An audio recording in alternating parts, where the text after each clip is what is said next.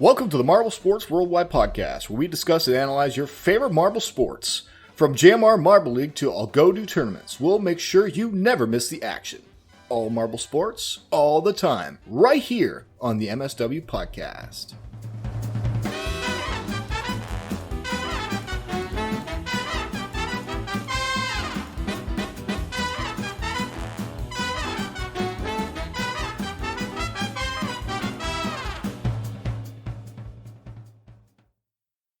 Hello, everybody, and welcome for the first time from Florida to the Marble Sports Worldwide Podcast. My name is Brendan. And hello again from my old bedroom. I am Commander Wolf. I mean, that's a lot less climactic, Mr. Woff, since you haven't changed yeah, location. what did you expect? Like, I didn't move states, so not so much I can do with that. I still love how you still try so hard to match whatever weird, unplanned format I throw into the intro. It's awesome. But anyway, guys, welcome to the show. This is the show. This is the place where you should come if you want to talk marbles, because if anyone's going to talk marbles, or even, in my case, yell marbles, is going to be me. I moved into the new house in Florida. We missed an episode week in like the busiest freaking time in marble sports history, so sorry. But I didn't have Wi-Fi, I didn't have a desk. Now it's all back up again in my new room. So it's really nice to be back. We got a lot to talk about today. All right, we do. And I'm excited. We do. But I will Might say... be like a lightning round. Oh my God, for real. We'll be shooting those ratings out so quickly on them events. I do want to remind you guys to email the show, mswpodcast@gmail.com. That's mswpodcast@gmail.com. If you want to write in, say things at us, anything, marble related, non-marble related, questions, advice, you giving us advice, you asking us questions, you giving us answers, whatever. Do what you want. We want to hear what you think about marbles. But before we get into all that, I do want to tell you guys, I've been playing Marble It Up recently. That is a game we talked to the creator of this game, the CEO, I guess, of this game, back in episode 50. Name is Fletcher, again, creator of Marble It Up. It's like a game, it's like Monkey Ball. If you ever played Monkey Ball, you kind of roll the marble around and the courses get progressively harder. Sometimes you have to collect diamonds. Sometimes you just have to complete the weird course with the giant objects that could knock you off the course. And it's just it really is a whole lot of fun. Honestly, even when the Marble League game comes out, and I'm going to be grinding that to be the best, of course, I really do think Marble It Up will still probably be a better game because the mechanics marble-wise in that game are extremely well done. But I've been grinding this one level called Learning to Turn. Yes, it's the second level. And the world record on that level is 4.38. Woff, take a lucky guess on what my personal best is. You said 4.38 is the best. Yeah, overall? 4 seconds, 4.38 seconds. Your score, I would say your score is 4.4. Actually, 4.43. I'm really close. 500ths off. I've gotten 4.43 so many times. You can actually see the replay of how the people who beat it. And I'm so close. I just need like a lucky jump off of one of the edges. Obviously, it's learning to turn, so the course is very basic, but you can cut across it and bounce on like pixel perfect places to make to get under 5 seconds. So it's just a grind. And when I'm bored, I just sit down and kind of whip it out, play it on my Switch, and maybe I'll have a world record in a future episode to talk about. That would be a lot of fun. Just wanted to share that with you guys. Hey, marble related stuff, right? So with that being said, it's been a freaking, I almost cursed all the way there, but I try to keep the podcast a little bit clean now. But it's been a freaking long ass 2 weeks with moving and packing. I'm tired, and you don't even want to know what I looked like when I saw the Rangers get 16th in diving. You don't even want to know. You don't. Not a good day for me. Plus all the stress. Plus I'm moving up to college in a couple days. So it's been crazy, but I'm glad to slip an episode in there.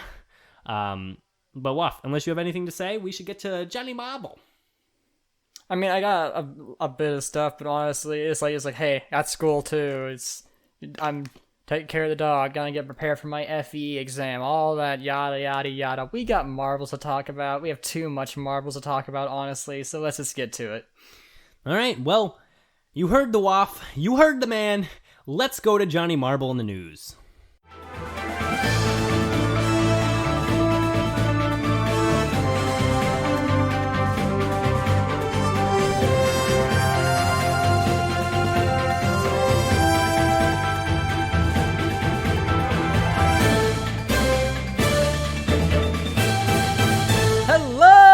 Marble Sports fans! I am Commander Wolf here with the Marble Sports Worldwide News, sponsored by the Marble Hotel. Wherever you roll, we'll be there. We've got quite a lot of news to get through, so let's get right to it. Event 9 of Marble League 2021, the Triathlon, was very heated, in more ways than one. In the fourth heat, anger erupted from the crowds after Blue Eye seemingly pushed Rojo Trace off of the track, and after analysis by the officials, Blue Eye was disqualified from the event. On a more positive note, the final race was incredibly close, but in the end, Rapidly from the Savage Speeders claimed first, followed by Mallard from the Green Ducks in second, and Foggy from the Hazers in third. Next up is Event 10, the Steeplechase, an event from all the way back in 2017. This track was a lot shorter and more level than the original, and most of the teams really struggled with it, as not a single one of them made it through without getting a single penalty. It was rough, but Mellow Yellow managed to take home the gold, followed by the Green Ducks in second and the O Rangers in third. And then we have Event 11, the Sand Mogul Race. In contrast to Steeplechase, this event featured a much larger and steeper course than usual, almost like a marble rally track, pushing the competitors way out of their comfort zone.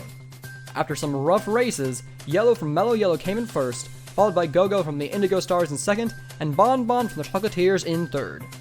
Taking a break from the main competition, we have Part 1 of the Marble League 2021 Showdown, featuring the teams that failed to qualify earlier this year as they competed in 5-meter sprint, funnel endurance, 5-meter relay, and block pushing.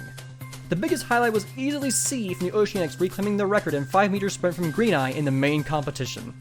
Currently, the Cobalts are leading the pack with a decent gap over Team Galactic and the Pinkies, but with 4 more events to go, it's still anyone's game. And now for even more Marble League with Event 12, Diving. An event that hasn't been featured since 2016. The event has been revamped and now scores the teams based on the synchronicity of their dive and where they land on the target at the bottom of the pool. The standout performance came from the Shining Swarm, who broke the record set by the Purple Rockets all the way back in 2014. While the other teams gave it their all, no one could dethrone the Swarm, who took home the gold, leaving Mellow Yellow with the silver and the Hazers very close behind with the bronze. Finally, we have Event 13, the Elimination Race. The event is similar to how it was back in 2019, only this time all the teams competed at the same time, and the track got longer after every 4 races. The craziest moment was easily when Diego from the Indigo Stars got launched off the track and still managed to beat Minty Swirl from the Minty Maniacs by a very narrow margin to avoid elimination. After several incredibly chaotic runs, Misty from the Hazers took first, followed by Red Eye from the Crazy Cat's Eyes in second, and Bolt from the Thunderbolts in third. Only 3 events remain, and the Rojo Rollers not only can't win, they also can't even make the podium anymore. But on a more positive note, the top competitors are so close the championship is still very much in the air, so you better not miss the events to come. Oh boy, that was a lot of news. Hopefully this doesn't happen again and we can have a more steady stream of information, but we'll have to see. There's not too much time left in the Marble League, so fingers crossed. I'm Commander Wolf, you are the best fans in the world. Let's kick it on back with the podcast.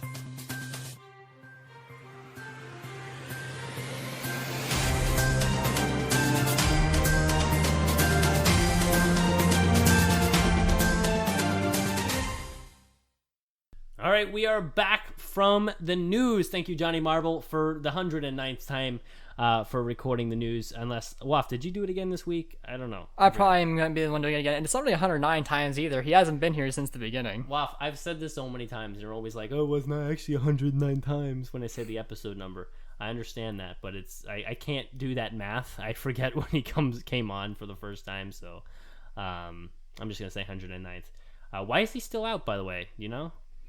I've been trying. I mean, I gave him a break because he's burnt out, and I'm waiting to see when he's coming back. I keep trying to, hey, when are you coming back? And I don't hear back. So That's scary. Yeah.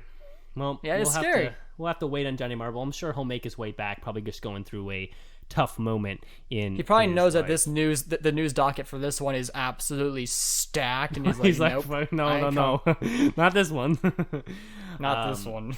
Maybe I'll reach out to him as well. But with that being said, guys, we're going to jump it right into emails. We have so much to talk about today. I'm not going to mess around that much. You know, I like to mess around with a little bit of a ricochet or something like that. But we got a lot going on. So we're going to hit the mail.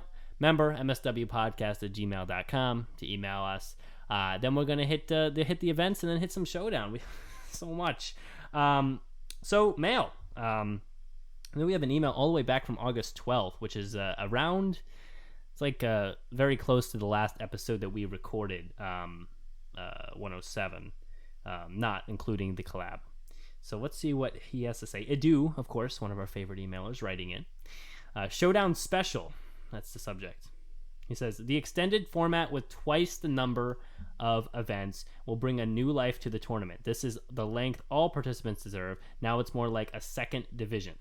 Prediction for the showdown, at least one of the big dogs who were used to appear in the main league, Oceanics Team Galactic, Balls of Chaos, Midnight Wisps, will end the championship in the bottom 4. Wow. Depending on what is decided about relegation, this can become a huge problem for any of them.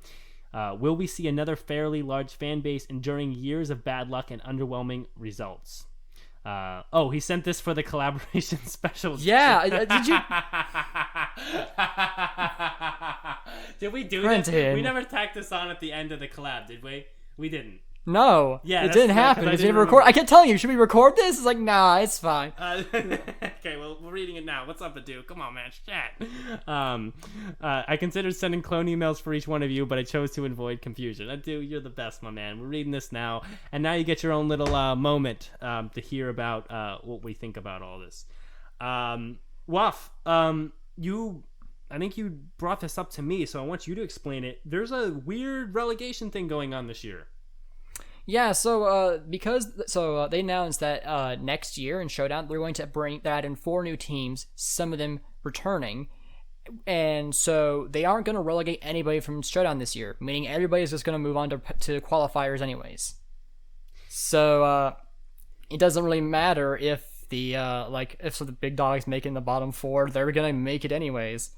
But even if this regular relegation was here, here's the thing: it's such a small pool of marbles, and Let It Roll's already said this because they didn't take a break like we did. But with so many with such a few number of teams, it's honestly highly likely for a high-ranking team to end up in the bottom 4. That's not a very big take, as they would say.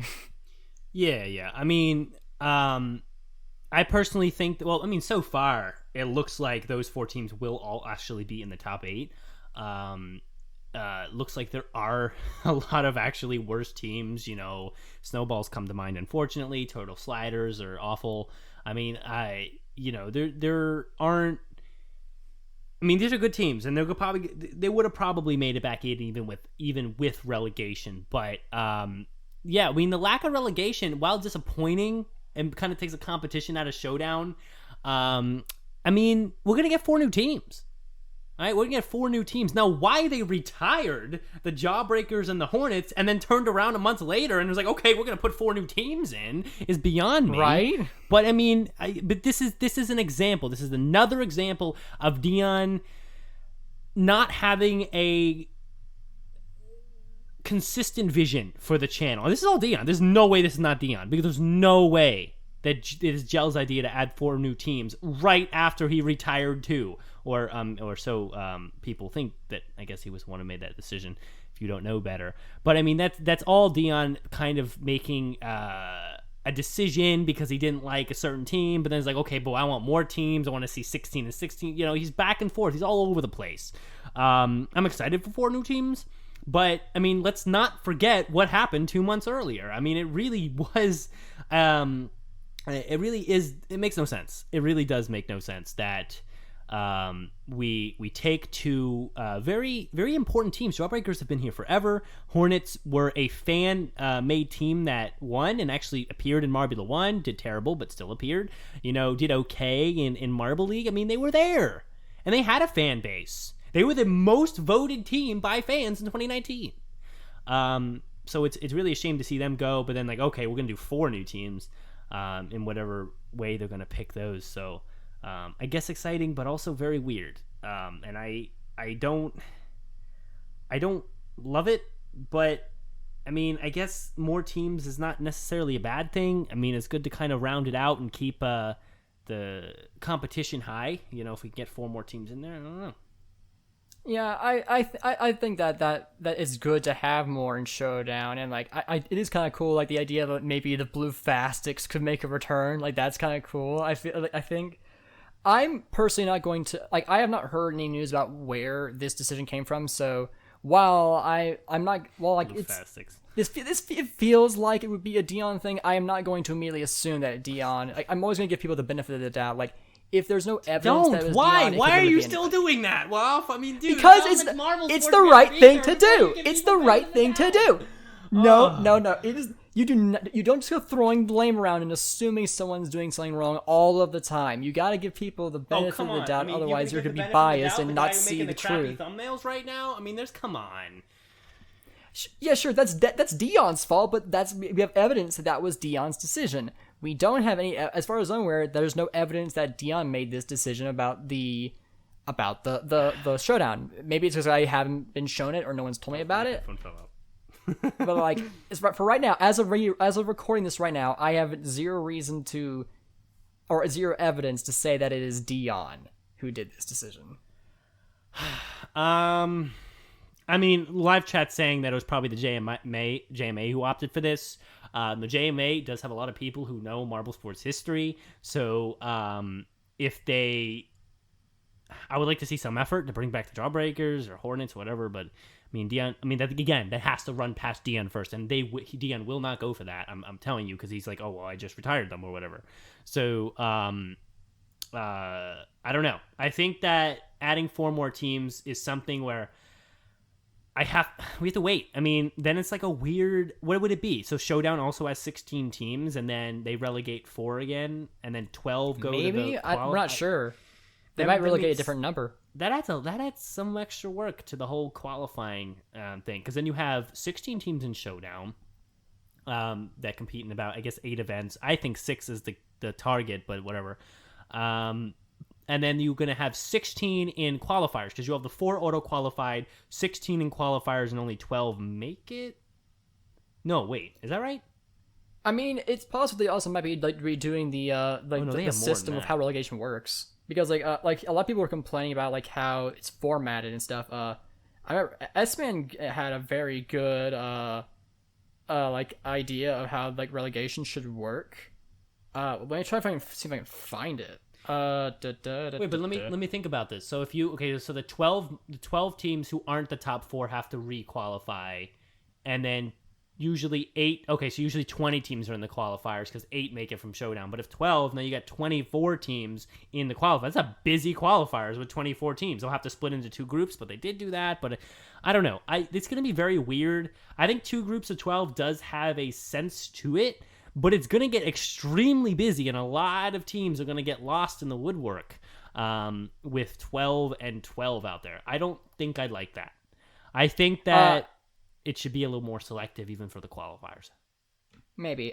So here's what I got, the idea that I got from S-Man, and I actually kind of like this one. So A-League, aka the ones competing in Marble League, would be 1st through 6th will auto-qualify for next year. 7th through 12th go to qualifiers, and 13th through 16th go to Showdown. So that's from the end of A-League. Correct. So 1st through 6th. So they're going to send 6 to Showdown, 6... No, it'd be 4 to Showdown, 7, 8, 9, 10, 11, 6 to qualifiers, and then 6 to Marble League. You can't do that. You can't send 4 to Showdown right from A-League. Can't do that. You also can't auto-qualify 6. You can't do that. My opinion. And then, let's hear his other part. So for B-League, aka Showdown, 1st and 2nd place should qualify automatically for Marble League. 3rd through 12th will go to qualifiers, and then 13th through 16th will stay in Showdown. I hate that. I have to be honest. I really hate Really? that. Yeah, I'm going to tell you all the things I hate. First of all, you can't auto-qualify 6 teams. You can't auto-qualify 6 teams. Because auto-qualification, in my opinion, is already something I don't really like. But it makes a lot of sense for the top 3. Which is really what's happening. Let's actually be honest. You auto-qualified if you podium overall, and then if you host, of course, you get to compete. That's really what happens. Okay, that's fair. Like, so, there's too many. I think there's too many. So, that is 6 is bad. I have to say 6 is bad. Sending any teams from the A-League directly to Showdown, making them have to compete and win again to even get back to qualifiers is also a bad idea. Because you're kind of dropping them down 2 levels, right? And you're not making getting into the main event enough of an impress, which it is. To get into the A-League is very impressive. So even though we sleep on the Limers all the time, or the teams that are very low level when they're in the A-League, I mean, it's still very impressive to be there. So to send them down to Showdown is a negative thing. To auto-qualify the top 2 teams from Showdown?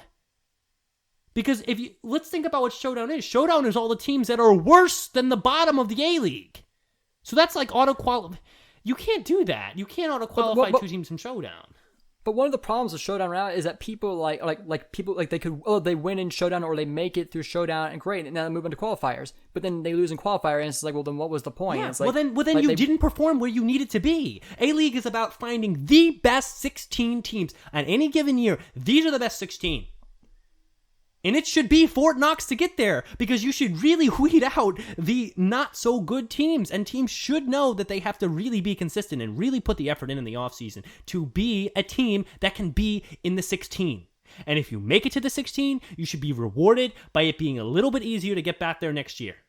And if you did your due diligence in the offseason and in Showdown, then you should have no problem slipping into the bottom of the A-League in the following year. And if you auto-qualify 6 teams, that makes it even harder to pass through the qualifiers because there's less open spots.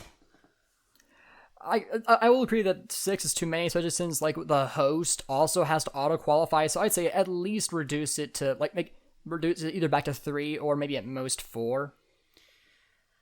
Well, 3 is what it is. It should be back to 3, and then the host team also auto-qualifies. This makes sense. And if the host team is in the top 3, you can do just to... Well, they never make the host top 3. That's the whole point. But if they were to, you should maintain uniformity and give it to the 4th guy. That would just be not to qualify for. That would be to just maintain uniformity.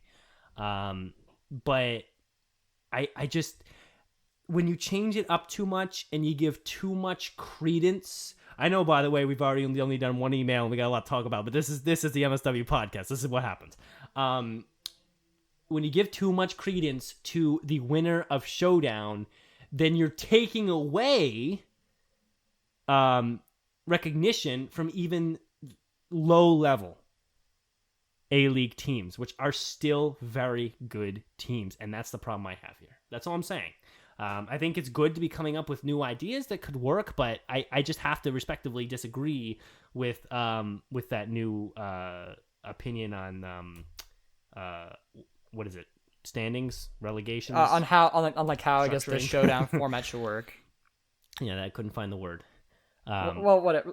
I think we should move on because we're already like 15 minutes in roughly. Oh man, this is us. Anyway, let's go on to the second email. Finally, here we go.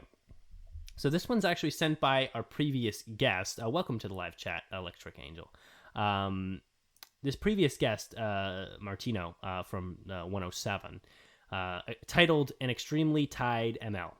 So he says, despite only 3 events remaining, Sand Rally, Football, and Marble Cross, Football, 15 teams are still able to win the league. I know, that is a notable part of this year. We'll talk about that. And all can still podium finish. That's actually not true. The Roll Rollers can't even get the podium. Yeah, I think that I saw an orange on their thing, and I noticed that. And I did the math too. They literally can only finish like 1 point, I think, below where Momo currently is in 3rd place, so it's physically impossible. Yeah. Every single bet is risky indeed. This is the most tied Marble League of the history. Here are some facts. You can give us some facts. This is a pretty close Marble League. 81 points between first and last. 7 teams with 20 points of the leader. Within 20 points of the leader. Okay. 10 teams have a gold medal. 3 have 2. 5 is the biggest number of medals earned by a single team. That's true. In comparison, 2020, 119 points between first and last. 0 teams within 20 points of the leader. Wow, that's cool. Within the last 3 events, I guess. 8 teams have a gold medal. 2 have 3. Rangers had 7 medals. Man, they still lost that. It sucks. In 2019, 122 points between first and last. 1 team with 20 points within 20 points of the leader, I guess with 3 events left. 9 teams have a gold medal. 4 have 2. RR had 7 medals and Hazers 6. Wow. This is quite a close Marble League. And he ends by saying, is the competition tougher or are the events more diverse or both? What are your thoughts about this phenomenon? Good end of podcast. Damn, a lot of questions there. That is interesting to think about. Like, as we'll talk about, I think once we get to Steeplechase, at least in my opinion, that event was definitely just harder for everybody, and that really helped to stratify things more. But I am wondering if like a lot of the other events though are roughly the same. Maybe I think it's just the competitors are just trying their absolute hardest this year. Like everybody is just giving it their A game for whatever reason. Disagree. I actually do. Weirdly enough, there were a lot of new events this year, and new can be a weird term here, but new in my case either means never seen before or haven't been seen in at least 2 years, 3 years, and some of them even 4 years. Steeplechase hasn't been here in forever. It appeared once in 2017. 2019, wasn't it? No, 2019 was Elimination Race, my bad. Swing Wave hasn't appeared ever. It's this year. I mean, I don't want to talk much about Sand Moguls because I Sand Moguls I know has appeared many times before, but this Sand Moguls was very badly made this year and almost felt like a different event, but I'm not going to mention that. Diving hasn't appeared in forever, and in this particular format, it has never appeared in this way. So there has been a lot of new in this year's Marble League, and even so, and even if you just take those 3 events, Steeplechase, Diving, and Swing Wave, and you put them out there in the 16, 3 events that are very new for every team, even the likes of the Savage Speeders, are going to shake up the standings quite a bit. That is the difference between 122 between first and last and 81 points between first and last. So I think the new events is, and yes, I do think every team is trying as hard as possible. But I think the new events is what's keeping other teams that aren't necessarily speed-based and aren't necessarily always front runners in the game this year. You know what? I had forgotten about that aspect, and you're totally right. There are so many either new events or events that haven't been here in so long that it completely shakes up the standings because they're either extremely inexperienced with it or have no experience with it. I mean, I imagine like just like in human Olympics in our world, like they know about the events ahead of time, and so they at least get to practice for them going in. But like they don't have like experience doing it under pressure. So that can definitely be a part of it. And I guess we don't have a read really lore wise. You'd have to ask Stint. I think Stint would be able to speak to this. Stink. As best as possible as to do the marbles in universe know what events are coming and able to practice the events that are new, or do they have to just? I mean, I'm assuming they would. Now that I say that out loud, it would make sense that they would, but. I don't know. I mean, again, new event. It's a new situation, especially when you get other marbles out there on the court or the field or whatever you want to call it. So it's I think just not a newness this year, and you got some weird teams back in there. I gotta say, it's an odd Marble League for sure. But we have emails. Event Impressions Extended Edition by Adu. Hi, Adu. He says, Triathlon. The most important moment of the race is the transition from the sand to the water, which builds up momentum to the finish. About the disqualification, it's a valid and has a strong basis. I disagree, but we'll get there. No decision would make everybody happy, but I prefer the 2020 version. That was the peak of excitement. Steeplechase, didn't like it. You couldn't see who actually did good before the results showed up. Every team looked disorganized down the track. Sand Moguls, great, disputed, and close event, but it should be Really? You thought Sand Moguls were great? But it should be called something else, as it's just a drag race. Well, okay, that's fair. The most bumpy thing is the wall. You're a gem. Diving, a much better system than the messy Mosaic from 2016. Fair enough. But I did like the little art of that. But the replays were lacking, and the replays were awful, and didn't do justice to the big improvement that it is. Elimination race, a nice concept to bring back. Every round has tension and chaos, a good fix of action. Like, imagine managing to move on despite being launched off the track. Yeah. Additional note, Showdown. 5-meter sprint was much better with 10 to 12 competitors running under the previously set record. I know, right? Crazy. Cobalts are hot. They didn't let other qualifiers' heartbreak stop them. A lot in there. We're going to go over all this stuff again once we get to the discussions.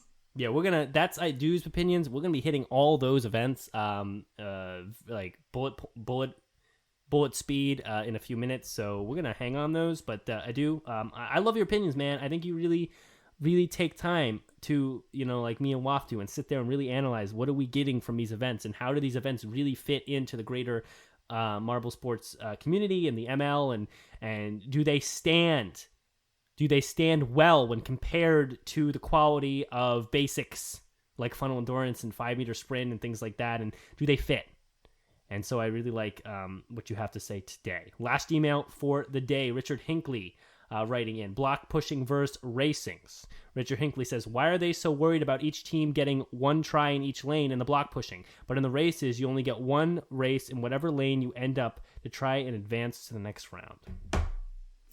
That's a good question, honestly. I before, when it was just or I guess after, in the second iteration of block pushing, when it was 2 lanes, it made sense just because it was just averaging those 2 runs. But now that it's back to 4 again, it is kind of weird. It's kind of weird. I agree that this is probably one of the best questions I've heard in a while. This is a very good point. I'm going to try to play some devil's advocate here. I got to do it. I think that having a turn in every lane matters a lot more in something like block pushing than it does in something like 5-meter sprint, let's say. Because there are many more variables affecting affecting lane-wise how you block push than affecting lane-wise how you 5-meter sprint. And so I'm going to try to name a few. So here, in block pushing, the lane, if you look at how the starting gate works, the lane can affect how the starting gate releases all 4 of you. The lane can affect how all 4 of you are settled in the starting gate, because if there's a slight tilt in the lane either direction, that can really throw off a whole 4 group. Running many times in block pushing in general, 4 lanes or 1 is very important, because with 4 marbles you leave a lot more room for error than with just 1 in like a 5-meter sprint, let's say, or 1 at a time like in a relay, let's say. The blocks at the bottom might be slightly different weights, slightly different orientations, be perched in slightly different ways, where the friction might be initially more in a very small way, but still very possibly effective. Friction and the positioning the block could be a little more effective in a certain lane at a certain time, and in another lane at another time.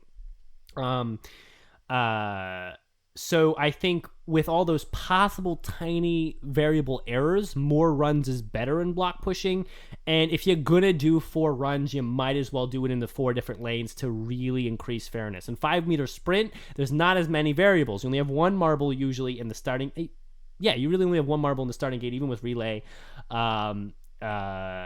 It's really speed based. So it's not the same. You don't have to hit a block. You don't have to deal with the friction of the block. You don't have to deal with how you're oriented in respect to other marbles when you're rolling down. Those lack of characteristics can make it 5-meter sprint and relay much more sense to not need to change lanes. But with that being said, that's an extremely good question. So thank you for asking that. And I want to hear people. If you're listening right now, have you ever thought about that question? Maybe an email? Maybe an MSW podcast at gmail.com. Oh my god. I don't know. Fluff? I mean, I can kind of understand your point, but at the same time, like, friction and stuff does matter for the overall run too, and like it's a whole thing. Like I mean, to be fair, I wouldn't want it to be that many because it would get boring watching that happen every time. Like if block pushing was boring, seeing the same 4 teams race 4 times in a row. So I think that's just more evidence that block pushing should go back to 2, so you don't have this issue. We'll talk about that. But we will get to that because we have 1, 2, 3, 4, 5. Oh no, block pushing we already talked about. Mm-hmm. Maybe we'll talk about that in the future. I personally think block pushing should be 4. I really liked the change of pace. I really liked what they did with that. I think that's for another time though, because we got 5 events to get through, man. What the fuck? So let's jump into it. We're just gonna move quickly here, guys. Here's how we're gonna do it. We're gonna bring up the event. We're gonna give that rating out of 10. We'll talk about it a little bit. Maybe talk about a couple of the marbles. But most of the marble-related stuff will be saved towards the end of all of the events, where we can look at the current standings. But we're really going to be event focused here. We're going to talk about what's going on as far as the event quality and a lot of changes this year in how events are run. So we're going to look into that. So with that being said, let's head to Triathlon, and that one was quite a fun event. One of my favorites for sure in this year's Marble League. But maybe give it a shot. Waf, you can start us off talking about your rating and what you think about it. I wish I had rewatched the old Triathlon before I came onto the show, but I thought it was a good event. Some of the competitors were a bit interesting. It was the hazers did well as normal, but if I'm not mistaken, Mimo, who competed this time, also competed in 2020, and they got second place, but this time around they got 11th. Like they just really didn't do that well this time. So competitors who we expected to do well did not, and so it was very interesting to see, I guess, how some of the marbles dealt with the variation in the track this year, as well as like having new competitors to go up against. Right, for sure. And if you want to, and especially since we had to hit that Marbula 1 track, and a lot of marbles are used to being there, do you want to throw a rating out for this year's triathlon? Let's see here. I really wish I had watched the previous one again to really get a feel for it in comparison. They did start on Marbula 1 instead of on the sand this time around. Yeah, Marbula 1, I think the sand and water. Yeah, so triathlon's always a fun event just because it tests so many different skill sets. I really still long for the giant triathlon event that they tried to do back in 2018 or 19. Yeah. But then they got rained out, so they can only do a biathlon. I know. So I'm interested. Yeah, I'm still interested in seeing what their more large version of this event was going to look like. But for the small scale stuff, I think it's still a good event. 8 out of 10. Yeah, I mean, I gotta agree. I think I'm gonna jump right in with the rating here. 8 out of 10 on this event. It's a fun event. It's structured well. I like how we start a Marbula 1 track. We really get the marbles moving. I like how they push into the sand. In fact, I think this is how triathlon, what I'm seeing here, I think is how rallies should be done. Just regular rallies should be done. They should have this kind of aspect. Maybe a couple different terrains, something like that. They should throw some sand into the water, or they should start with the Marbula 1 track and go into the sand. Have those different terrains, force marbles to race on different platforms. You saw a lot of changes in the lead on the different terrains. When marbles dropped into the water, rarely the marble who first dropped in the water is the one who stayed in first to the end. You got to see a lot of strategy take form in the water. A lot of marbles were fast up until the water and then had trouble staying straight and really curved off to the sides, and that affects your whole run and actually sometimes hurt your whole run. So in general, seeing these marbles kind of have to be in the 3 terrains was really nice. And I think it was set up very well. I think the winding Marbula 1 track added a nice amount of time to the course. The sand I would have preferred to be a little bit longer or have a little more twists and turns in it, but still pretty well overall created. And it was a fun event to watch. There was a lot of suspense even down to the finish line, about a very close finishes, which is always what you want to go for. And I think every marble had a fair chance. So I'm going to give this one 8 out of 10. And I think that leaves us with the blue eye problem, which there's a terrorist account on Twitter started over the fact that thought blue eye was being treated unfairly. It was brought to my attention today. What was the name of it? I don't remember. Like they don't deserve recognition. It's childish and insensitive. I don't like it. Like it doesn't make any sense. Like, I don't like how Blue Eye affected the Rojo Rollers, so I'm gonna torture Savage Speeders fans? Yeah, I don't really know what's happening here. I'm not gonna say the name, you're right, I shouldn't give it attention, but there's an account, it says, blah, blah, blah, blah, was established as a direct result of the unacceptable treatment of the Crazy Cat's Eyes in the triathlon event under the Marble League. This was sent to me by the Rangers guy from Let It Roll, and I was like, first of all, I think the Crazy Cat's Eyes were mistreated, just saying. But he's like, dude, doesn't mean you have to make an ISIS account. And I was like, damn right. So yeah, this is not the kind of debate, and this is not debate. This is not like me ranting because I didn't agree. This is too negative. This is too directly. I guess like it's hurtful. It's hurtful to the community. It's not constructive, it's not useful, it's not a discussion, it's a hurtful action.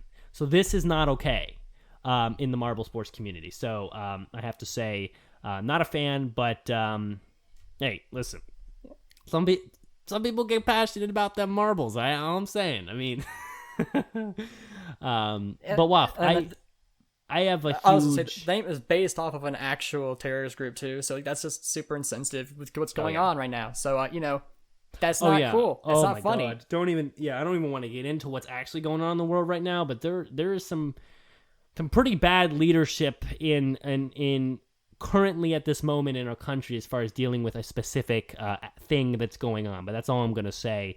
It's pretty scary what's happening. But again, this is not the podcast for that sort of stuff, and I don't want to get into that. But watch the news every once in a while. Yes. Back to the news. Back to marbles again. Like I just clear. It was Momo who competed in triathlon, not Mimo. So I didn't want to throw shade at Mimo unnecessarily. Oh, you should throw a lot of shade at Mimo because he did terrible in the elimination race, but it's okay. The blue eye problem, Waff. I have a lot of negative comments regarding this, so I'm gonna let you start because you know me. While you're talking, I'm gonna go to 0.25 speed and show the event happening. Gotcha. So I went frame by frame with this shot, and like it's so hard to tell. Like I even played it. I also watched it in normal speed to hear it with sound, and like the sound of like the collision of the marbles, so you can't hear it. It sounds a little bit louder than what just one marble was. So. But, like, they don't wobble around, so, like, maybe what happened was, like, Blue Eye hit both marbles at the same time, and so that's why, like, you don't see a noticeable impact on all the marbles when the collision happens, but going frame by frame, it seems like they're maybe not close enough to have hit the Rojo rollers, but at the same time, it's like, that we also learn from diving that their frame rates and some of their cameras aren't good enough to maybe catch it sometimes, and it's so hard to tell. We need an overhead shot, and they really needed an overhead shot for us to get a better look at it. But like just watching it in normal speed and hearing the sound of the marbles colliding, it just I get the feeling that Blue Eye did hit them and knocked them off the track. Was it malicious? I don't know. I don't think so. But at the same time, you always give the benefit of the doubt, right? But yes, but at the same time, it is dangerous, and knocking a marble off track can be very dangerous to their safety and could potentially injure them, and especially if they manage to go over the barrier there. And so, even if it wasn't intentional, it is reckless racing still. So I'm still supportive of the disqualification just you because are. it's so hard. It's still hard to see. It's hard to see fully if like the collision actually did happen, but the fact that it has a high likelihood of occurring, it does warrant some sort of penalty, because otherwise it's gonna encourage other marbles to be more reckless on the track. All right. I think Waff makes a lot of sense, but I don't agree with any of what he said. Is pretty much what I'm saying. Here's what I think. And Waff, thanks for cashing in it and being the reasonable human being in all this. But As always, I am getting tired of stuff like this. I really am, and I think that in this particular case, it's a very distinct possibility that this is JMR trying to add more drama to Marble League by taking advantage of a moment where they can make it seem like there's a reason for a disqualification or some negative actions between marbles on the track, and that's something that of course causes fun little drama to discuss, and it adds to the whole to the holistic experience of Marble League. Oh my God, there was a disqualification. Oh my God, there was bad interaction between marbles, and that's fun and that's awesome to have that sort of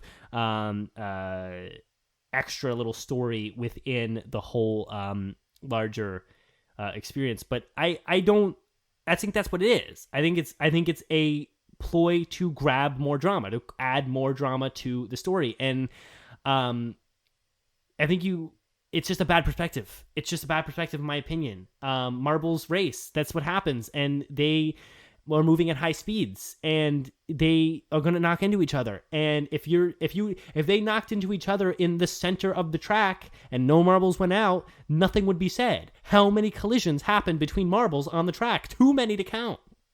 But if the collision happens an inch over near the edge of the track, well, all of a sudden then it's a big problem, and crazy Cat's Eyes, Blue Eye, who, by the way, Cat's Eyes have been having a troubled year, so for them to actually have a good event, and then this happened, ridiculous.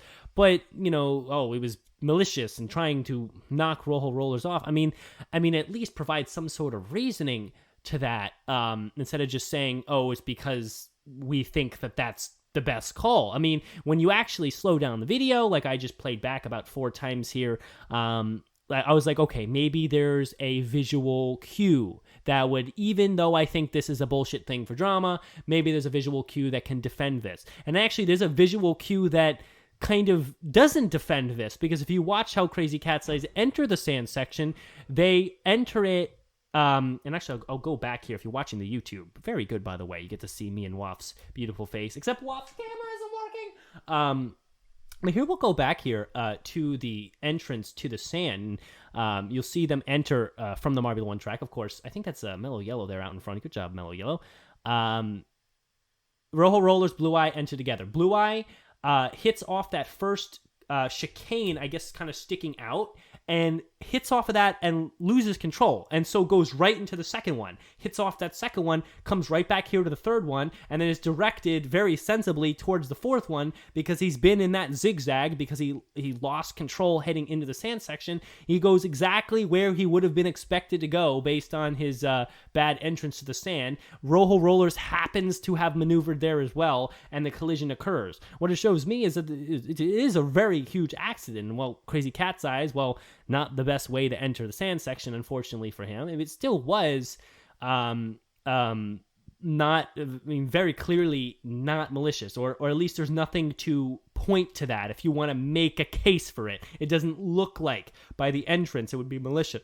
If you want to talk about purposeful distraction, you would have had to see something that wouldn't make sense, like Crazy Cat's Eyes coming right down the middle but swerving left to Rojo Rollers, and like, okay, well, that didn't need to happen. He had the middle line. There was no reason to be there, but gravity and the way he was hitting off the sides was taking him right in that direction. And this is on top of the fact that I think that in general, very, very, very rarely should collisions between marbles that send one marble off the track be called malicious, because collisions between marbles are one of the most innumerous parts of marbles racing on a track, and that's how That's how battles between marbles on tracks occur. That's how the excitement occurs, because there's collisions. If the marbles were never allowed to collide, well, the word stop, because it doesn't make sense. You can't have a race where marbles don't collide. It does not exist. It can't happen. Okay? So I don't like this. I think it's a bullshit thing for drama. I know it's a negative outlook on JMR in this case, but it bothers me, and I was very upset to see the qualification. I really was. All right, there are several points. First of all, I don't know how you can be tired of stuff like this when this doesn't happen a whole lot. When it does happen, it's like this. It's just it's not necessary. Well, the other thing is someone so Super Yak is quoting Thesaurus Dinosaurus or whatever. Like there's a difference between like a collision and bumping someone on the back in the middle of a track, and it's another thing to physically do something that stops another competitor from being able to finish a race. Right, but that doesn't matter. That should not be a problem if there wasn't intent to do so. And unless you can frame by frame show obvious intent to do so, and even then I'm a little dubious, but even if you can finally show some sort of defense for that, then maybe you can make a case, and maybe you can ruin a whole team's event possibilities. Cat's Eyes did well in this heat at the very least. That would have been at least a top 8. Maybe you can do that. But if you can't do that, to put this call out there, I mean, it's ridiculous. It really is not. And thank you, Electric Angel, for taking my side. The story elements, like you said, they are more enjoyable. I agree, but it was there create more story, and like it's nice. But accidents should not require disqualifications. They should not need disqualifications. Accidents are part of racing, and especially in a racing format that requires a lot of collisions between all the bodies on the field. You can't just disqualify someone because this collision hurt this marble team a little bit more than this other collision. Count the collisions? I challenge you to go count the collisions in this heat. In this race between these 4 marbles. Any one of those could have become this if it just happened to push one marble towards the edge of the track. I think that it just doesn't make sense. It just doesn't make sense that accidents like this are arbitrarily sometimes pulled out as, okay, we got to DQ the marble because we think it's purposeful. I don't like it. Well, it's not necessarily that's about being purposeful. It's that it's like it stops someone from being able to compete. There's and I already brought up the whole thing about the audio cue is kind of perfectly timed. It's a little bit louder, so maybe there's an audio evidence of the collision happening. But regardless, it happened, and think about it from their perspective, out of role play real quick. They only have one camera. They are uncertain if it's something to happen. There's no way for them to actually really go back and check it, and they're on a deadline. They have to make a decision. Yeah. Right then and there. Yep. So I can't fault them for that. They got to make a decision. They got to go for it. Well, you don't have to fault. I'll fault them for it. Where's the line of disqualification? Brendan says one of our just unfathomable live chat members. Thank you for live chatting.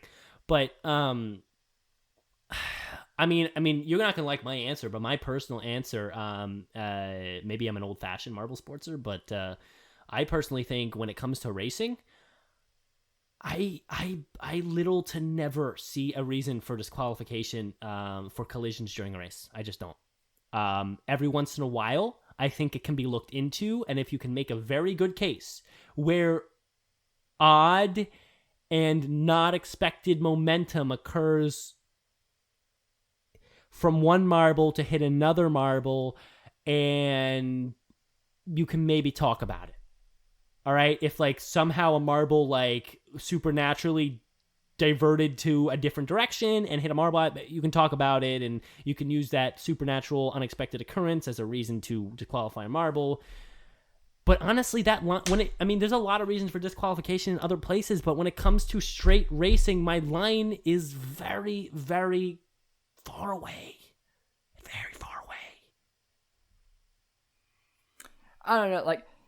The other thing is, you're trying to say like only like very mysterious movements are intentional, but remember in the whole role play, all movements for the marbles are intentional and sentient. None of them are following gravity. I disagree with that. What are you? No, come on. I disagree with that. We are role-playing marbles being athletes. The only way that works is that they are all constantly doing movements to their own volition. Otherwise, then they're not actually athletes. Disagree. That's not true. That's how it works. That's not true. That's not true at all. If you let me give you a good example. Let's say you have Usain Bolt. He's sprinting down, let's say 100-yard dash or whatever the fuck he does. I forget. He's sprinting down 100-yard dash. Let's say he's about 80 yards into that sprint. He's going hard. He has high momentumums.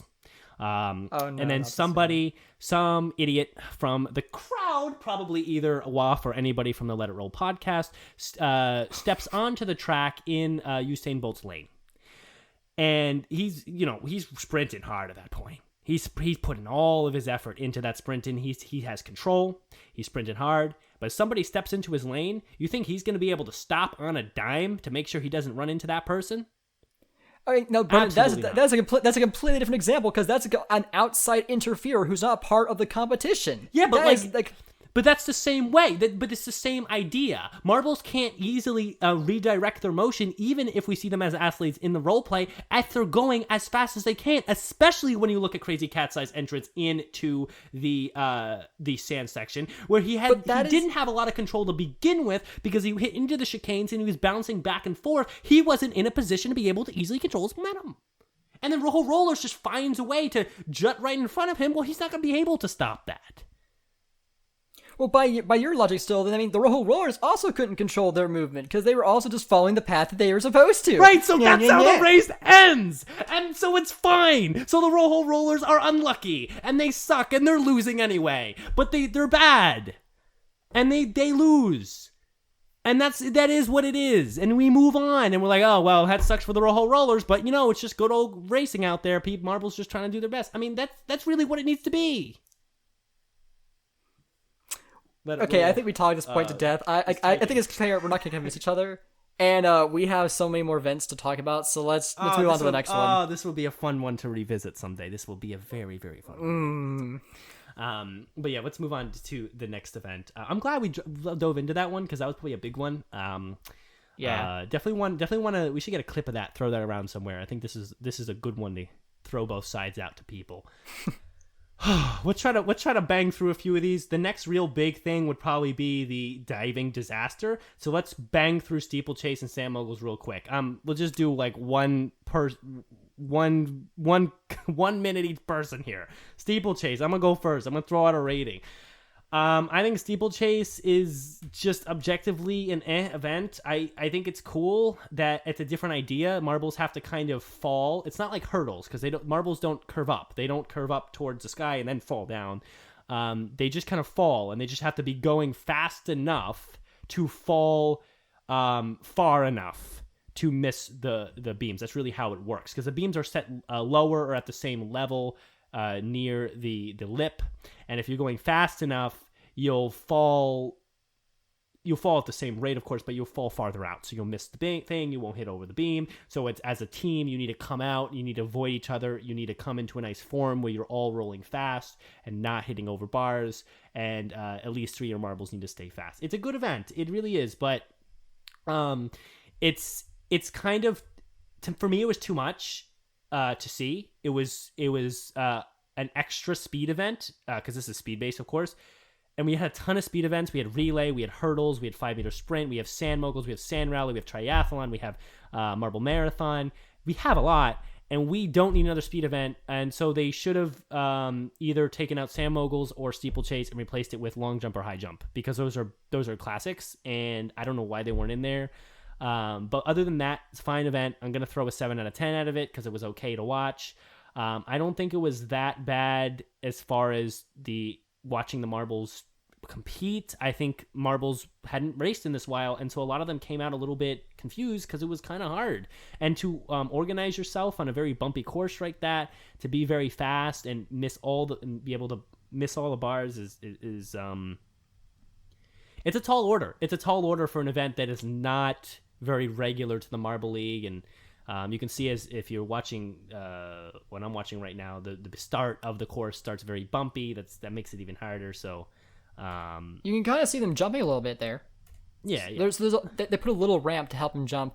But Sky brought up something in the chat like that having more prominent jumps and hurdles would kind of make this steeplechase look kind of disappointing, and I can definitely see why. Like steeplechase, especially compared to the original steeplechase in 2017, like it was the big hill with big jumps, and because of that, there's a lot more speed, and so marbles didn't always hit the steeples as often, so it made them seem more impressive. But here, like every single team hit at least one, and some of them hit so many of them that honestly, like, they were all so close together. And sure, that makes like an interesting competition, but like, no one stands out either. It's just like, okay, this team just happened to not suck as much as the rest. Like it was clearly harder than the others, and I don't understand why they had to do this one indoors when they did the Sand Moguls, and as we'll see, and Sand Rally outside. And the preview of the Sand Rally event, as like. It does not look similar to any of the sand rallies from the previous years, and it has the new starting gate, so they had time to make a whole new sand rally course. So wouldn't they have time to make a whole steeplechase course? I don't know. Like, 5 out of 10, I guess. Like it's very disappointing compared to how it's very disappointing compared to the steeplechase of old. And I get maybe there's not enough time to make 3 giant sandhill courses. And sure, you did that's not need fair. 3. You did not need 3 in this Marble League. I don't know why it was. I guess if Dion's the one making the decisions, this was a very stupid decision. Yet again, they upsized Sand Moguls from the smaller version, but it also was like not Moguls. So I don't know why they did that. Basically, steeplechase was less impressive, and Moguls was not even Moguls. Moguls was not even Moguls. Write that down. Moguls was not even Moguls, man. Okay, I just want that written down because this is bullshit. Moguls was not even Moguls, man. Moguls was not even Moguls. What's going on, everybody? Everyone doing good out there? Ricochet. Yeah, no. I guess 5 out of 10 is fair. I'm just gonna move us on to Sand Moguls. Let's bang through this. Let's snowball right through this. Hey, here we go. Sand Moguls. I'm looking at it right now. It's on the YouTube here. This rivals Black Hole Funnel as one of my least favorite things on JMR. I'm not going to scroll down and give this a dislike here because it wasn't that bad. I did give a dislike to Black Hole Funnel for those of you who don't know that because it was a terrible event. But this wasn't that bad. But it is a 4 out of 10 for me. Because this was no, you went 3 out of 10 because I think it gave Black Hole Funnel an actual 1 out of 10. So I'm going to give this a 3 out of 10. This was terrible. There were actually no moguls. There should be the reason Sand Moguls is set apart from Sand Rally or something like Steeplechase is because there's very defined dunes on the course that you have to maneuver through and slalom through. There were none of those. It's a way too long of a course for Sand Moguls. This is like a short Sand Rally, which is not. It's not a useful event. You're not doing anything different than actual Sand Rally. There's a little bit less curves, but you didn't really have very clear bumps. There was something wrong with the make of the course because all the marbles kept shoving into the right side, the far side from how you're watching it for some reason, and so it seemed like it was rushed. That's what it feels like. It was like, oh, we need to throw in another event. Oh, Sand Moguls, just do whatever. It was very bad. It was really bad. So yeah, I hated this. I'm of course, the Rangers didn't do great, so I was a little sad about that too. But just watching this kind of unthought out, very generic looking event in the sea of all, actually some of the decent events that we've seen earlier on, and some of even very good ideas we've seen earlier on in Marble League was just awful. It just seemed like, I don't know. I hated how it was done. It was a lot of mistakes. I mean, can you say what was your rating again? 3 out of 10, yeah. 3 out of 10. Okay, so I guess I want to address something because this does mention Moguls. Like Super Yak said that they heard from Nova or a JMA member that like they were going that originally Moguls and Steeplechase were swapped, where Steeplechase was the sandhill course. But due to testing issues, things just didn't work out, so they swapped them. I'll take your word for that. I don't if that's the case, then it is what it is. It doesn't change the fact that it is less, but I won't hold it against JMR as much. So like it won't change my rating. But it will make me not think less of JMR for that decision. Right. So, but to Moguls, I would not rate that low just because it was still fun to watch. It was very close, and there's a lot of back and forth. However, it is not. Iju's earlier email is super correct. Moguls is not the same. This is not Moguls. This is basically it's a drag race. Like they're balancing. Like, some of the track is a little rough, and the wall is terrible drag race. A terrible drag race. I'm literally broiling over here listening to you speak right now. This was garbage, dude. Like it wasn't even made right. All the marbles were on the right side of the track the whole time. I can't even listen. I'm gonna quit. I'm quitting the show. This is terrible. It wasn't exciting at all. I don't understand, Waff. I don't understand, man. I will say that maybe it's like a 4. The thing is, like, I still enjoyed it because it was still intense. And the marbles, you didn't really know who was going to win until the very end. I was Green Eye surprised because like Blue Eye didn't compete. It's like, oh, that's their element racer. How are they going to do good? But then Green Eye actually came out and did extremely well. Like, so I was very surprised by that. And so it's like, I had fun watching it, but it's not Moguls. So I don't know, like, how should I rate this? Like, rate it based on my enjoyment or rate it based on what it's supposed to be? And I guess it's going in the, like, 5.5. Listen. We've disagreed on a lot today, so I mean, whatever, man. If you want to give it a 12, give it a 12. It's up to you. This was terrible.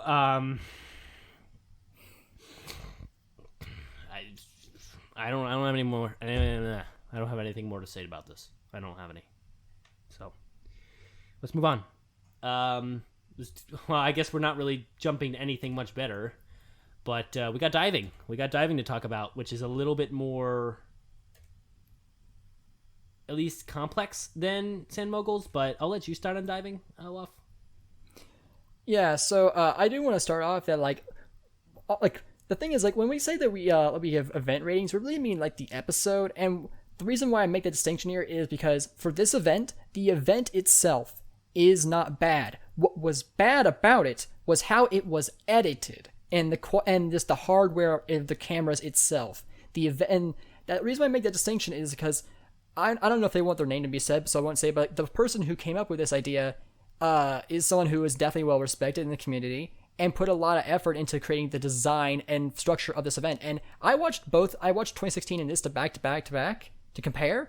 This is so much more fun to watch. The jump is very, like, jumping in 2016 didn't really give me a feeling at all, but watching it here from the front, I got a sense of satisfaction every time I saw them jump off the trampolines. There's just something about it. And it actually, true. like, it's true. There's more skill to it. It seems to actually have, there's more, it just seems more actually based on the skill of the dive itself. But, like, the problem is that, like, because there were not enough still frames, and I did some frame by frames of my own. Sometimes the frame of when they touch the ground isn't even there for some of the cameras because their frame rates just aren't high enough. So this event was hurt not by its design, but by how it was edited and the hardware that was used to record it. So I would say this is still people who say that 2016 is better clearly haven't rewatched it, or they're just not thinking clearly. 2016 was pretty. That was very 2016. Okay, that was extremely in that area. Oh, by the way, just cutting in. There's been people commenting on the YouTube that I missed for a couple minutes, but I see y'all. Commenting. Sorry, I was over in the Discord chat there for a minute. But Waff, anyway, do you have a rating you want to give out on this? Yeah, so like just with all that being said, I would say that for me, this event I think it's a 7 out of 10. I think that with proper editing and equipment, even if it's just having the event exactly the same way it is now, just having better editing, I think it could be a 9 out of 10. I genuinely do. The event itself is not the problem, it's just the unfortunate aspects of the editing. Yeah, I would say that to kind of tweak on what Waff says, we really do actually rate on the event. It's just that the camera work is usually so done this normally and consistently and good that we don't have to worry about how it looks because we can just focus on the actual event. When there's something as bad as this, camera wise, we have to make that distinction. Camera wise, like to watch this event, this was like a 3 out of 10. This was awful. I hated watching this, but I love the idea. This event as an idea is about a 9 out of 10 for me.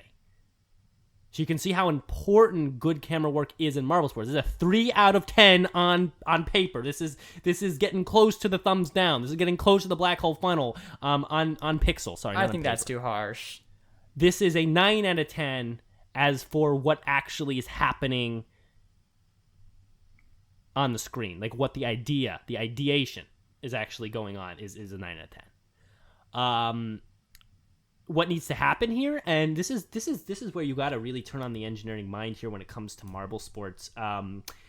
There's two things you could do, because what you need to do is you need to be able to give enough time for a viewer's eye to adjust to watching the marbles sink towards the targets, because the worst part about this event is that when it's moving fast, and even when it's moving slow in the replays, it's very hard to see where the marbles are actually hitting the targets.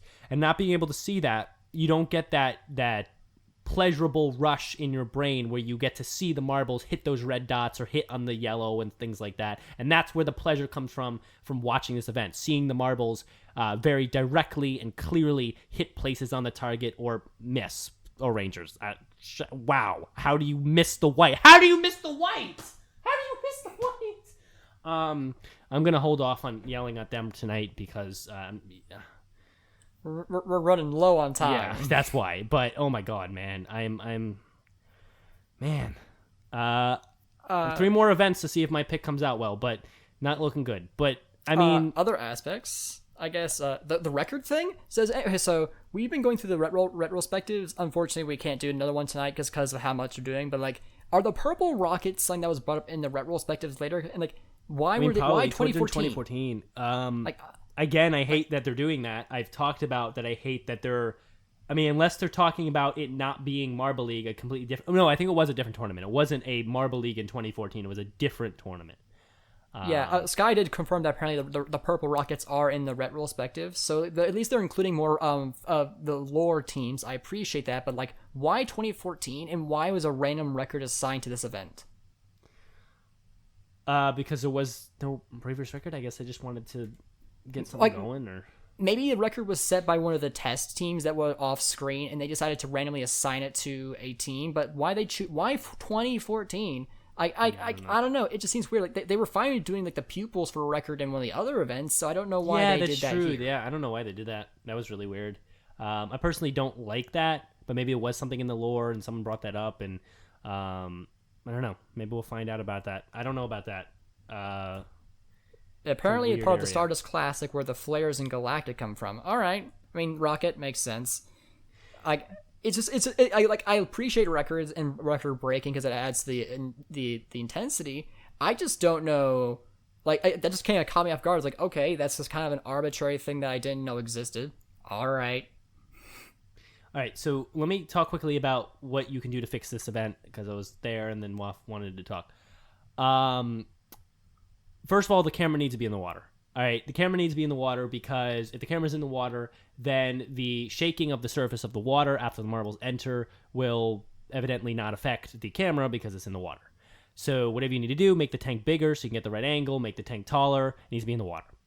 Number 2, the water needs to be deeper, or the water needs to have some chemical added to it to make it thicker so that the marbles either fall slower to the bottom or have a longer time to fall, so that viewers' eyes can adjust to the fact that they're seeing that and then be ready for when the marbles hit the targets. If you don't do that, then you have this, where the surface of the water distracts you and the marbles hit the bottom too quickly and your eyes aren't ready for it. So it doesn't see anything. It just sees kind of like a splay of movement. They have no idea what happens. Even in the replay, it's hard to tell what happens. And then you're left with just looking at the scoreboard. And if you're just looking at numbers, you might as well not run an event at all and just do that thing people do on Instagram where they run an event and just show the numbers on the posts. And that I saw like an Instagram account do that for Marble Sports. They literally ran the events off world, and then just posted the numbers on Instagram, and there were people like, "Oh my god, yay! The Yarble snowballs did well," or whatever. The Yarble snowballs. This needs to be fixed. Those are simple ways to fix it too. Like all those fixes take about 30 minutes. Especially with the high level equipment JMR has. Putting the camera in water is easy. They have a waterproof camera, or they can get one pretty for their budget, not too expensive. A deeper tank or a longer tank or whatever is not that hard. Doing something with the water, thickening it is actually a little bit easier than you'd expect. You have to do a little research, but it makes a lot of sense. And you don't even have to mention it to the viewers. You don't have to say, "Oh, we thickened the water," or blah blah blah. No, you just have to say, "This is diving, right? This is it. This is what we do." And I that should have been tested before. I know they're always very budgeted on time, but that needs to be accounted for in the future for sure. Whew. A lot going on this episode, guys. Last event. Last event. All right. Elimination race. I've heard that it was Nova's idea to actually do all 16 teams this time instead of doing heats, and I gotta say that chaos made it very entertaining. I'm not gonna lie. I watched this one with a group of people, and I have found that I enjoy events more when I do that. So maybe my enjoyment is skewed by that, but I actually really like that. I actually forgot about like the whole Indigo Stars thing about getting knocked off the course, but then just getting back on in time to barely beat out the Maniacs. Like that was crazy. Oh man, I will say it was a lot of fun. It was very great to see. It would suck that Momo lost in the first race. My fantasy hasn't been doing too well recently, but the event itself was still fun. It was cool to see the Red Eye do one place better this time than in 2019. So the improvement there. It was a fun race. I liked the chaos. It was very fun. First of all, I want to say we're going to put Showdown at this point in time. We're going to put the Showdown discussion off till when Showdown's over, probably, because I mean, come on, man, it's like over an hour already here. But what was your rating again? Oh yeah, you're right. Sorry, I didn't even give one. Is this a 10? Is this a 10? It's hard. It really might be a 10, man. It really might be a 10. This might be. You know what? I had so much fun with this. This is a 10. It's a 10. I by legal contract must give this a 10, and the reason why I must give this a 10 is the same reason why I had to give Hurdles a 10. Back when Elimination Race first appeared, and you can go check the episode. I don't know what episode it is, but you can go check. The one thing that I said that I would want to see in the future to make this event much better is to race all the marbles at the same time. I said that. I know I said that because that's exactly what I wanted to see. I like that they're doing that. And I know I said that because I know we had this conversation. And thank you, Nova Wolf, for being awesome. I haven't talked to Nova Wolf in forever, so maybe I'll send a message to him, but that was the one thing I said. I was like, Elimination Race is fun. Maybe I would like a little bit less obstacles, more obstacles, probably some weird stuff like that. But the one fix I was like, race all 16 marbles at the same time, because that makes fucking sense. Okay, that's why you do it, because it makes sense. And that's a lot more chaotic. And like we talked about with Marble Chaos Theory, if you race all the 16 marbles at once, you are leaving room for chaos to happen. You're not forcing it. You're letting it happen.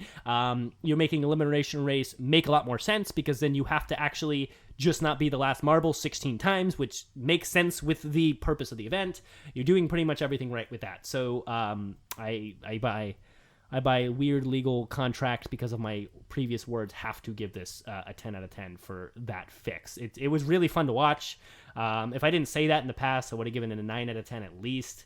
But I mean, this was just a very exciting event. I got angry at the Rangers because they again fell short of where they should be, and this is an easy event for a good team. This is an easy event for a good team. The Rangers should have been podium.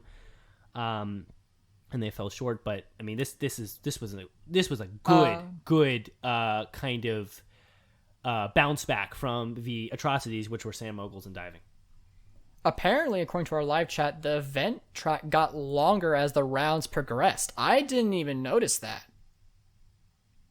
Like, legitimately, apparently, it's like, I guess you can freeze frame where the starting gate is compared to the steeplechase and see where it is near the last round. But apparently, it got longer.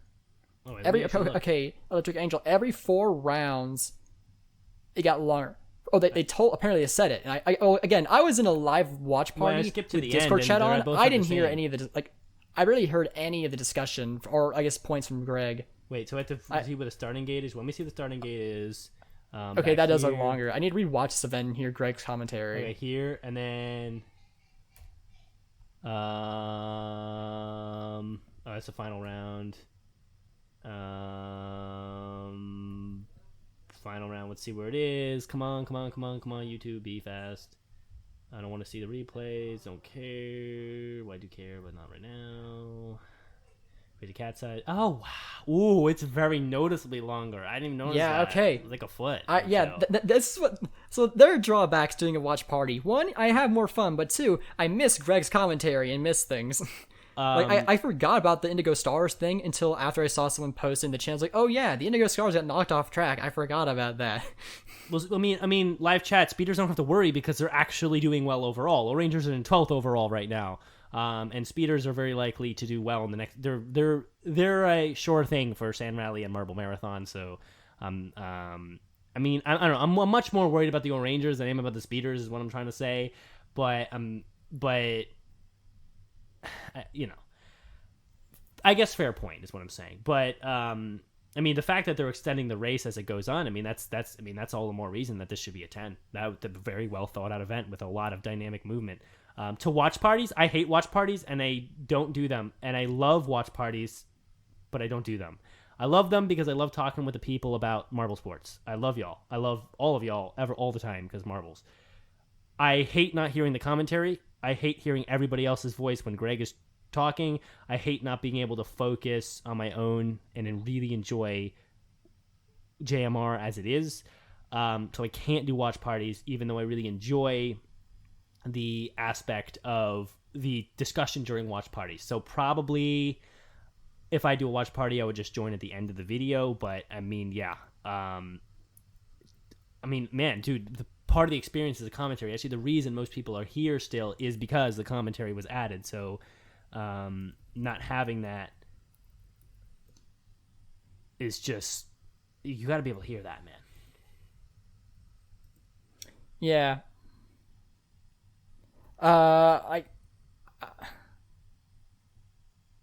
I would say is that everything? Like I do need I meant to rewatch this like after the watch party to hear Greg's commentary, but I didn't get around to it because I've been very busy. This whole week's is gonna be a absolute roller coaster for me, but I think that's everything. So we got this is just a fantastic event. What we have left now, it's Sand Rally next, which based on the preview image seems to be a brand new course.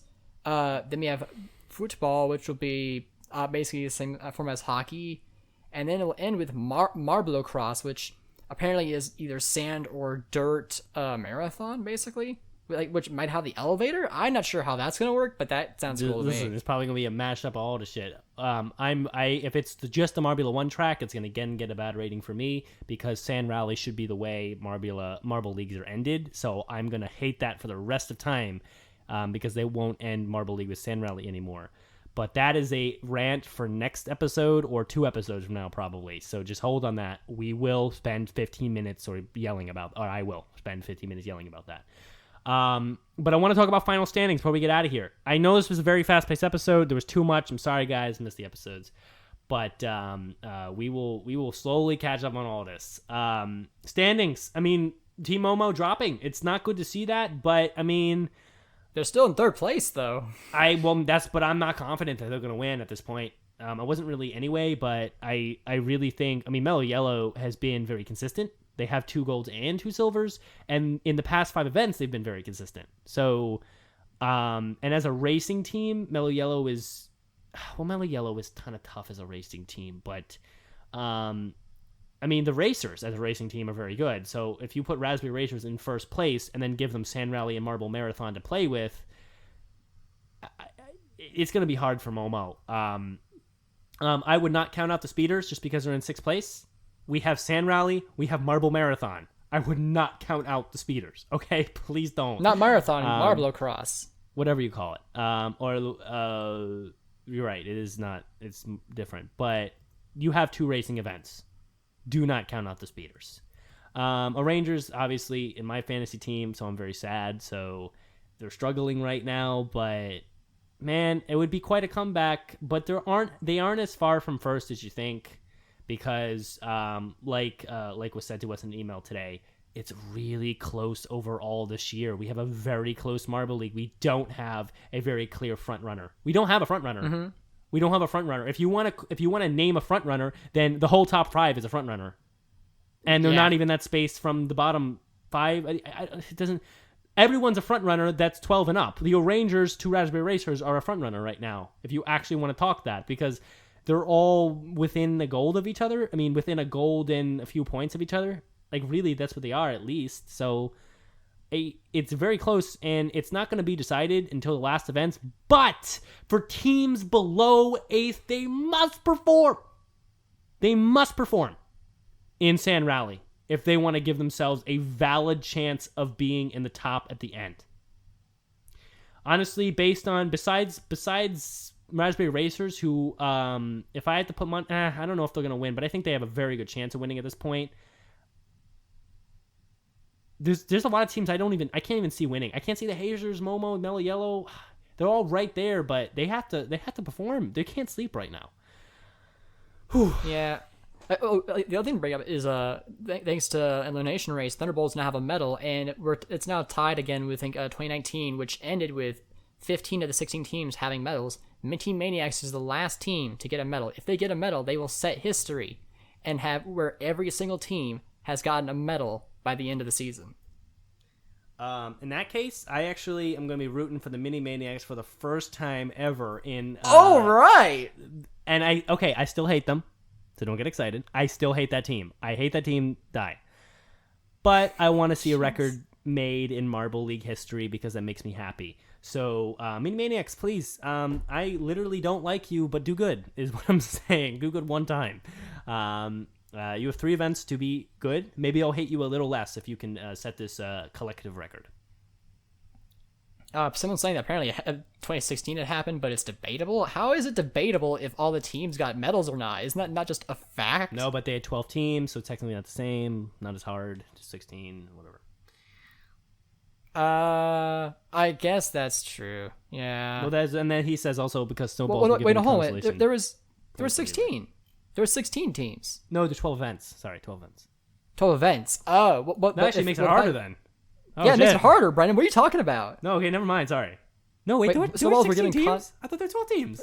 No, there's 16. Snowballs were given consolation points in relay, and that was their own... Consolation points is a medal? Huh? How does that work? What? Oh, did consolation points bump them from like 4th to the number of points bronze? Oh, that doesn't count. No, that doesn't count though because they didn't actually finish 3rd. They didn't wear the medal. They may have the points. They didn't wear the medal. Why were they? It's been so long. Why were they giving consolation points again? Oh, that's bullshit. Wiki sucks. Like what happened in that event? It's been so long. It was what the rally, or something like that. The lane had a defect. It's been. I need to actually look this up really fast. I gotta know relay. Like relay race. Let me go put up the relay at the Baker Bowl.